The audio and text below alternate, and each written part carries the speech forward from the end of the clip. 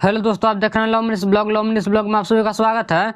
दोस्तों, आप सभी को बता दूं कि हिट मशीन खेसारी लाल यादव के गाना पर 2 रील वीडियो काफी तेजी से वायरल हो रहा है, जैसे कि आप लोग बारी बारी से स्क्रीन पर देख सकते हैं। और एक रील वीडियो शिल्पी राघवानी का है और दूसरा रील वीडियो अनुपमा यादव का है।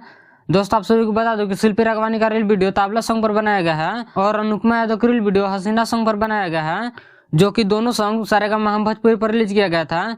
दोस्तों, आप सभी को बता दूं कि इस रील वीडियो को देखना चाहते हैं तो एक रील वीडियो शिल्पी राघवानी के इंस्टाग्राम आईडी पर शेयर किया गया है और दूसरा रील वीडियो अनुपमा यादव के इंस्टाग्राम आईडी पर शेयर किया गया है, तो वहां से जाकर आप लोग देख सकते हैं। दोस्तों, आप सभी को बता दूं हिट मशीन खेसारी लाल यादव का सुबह में खेसारी म्यूजिक वर्ल्ड से एक सॉन्ग रिलीज हुआ है, जिस सॉन्ग का नाम है डढ़िया बढ़िया लागेला और इस सॉन्ग को लिखे हैं अखिलेश कश्यप और मुकेश यादव और म्यूजिक दिए हैं अभी गुप्ता।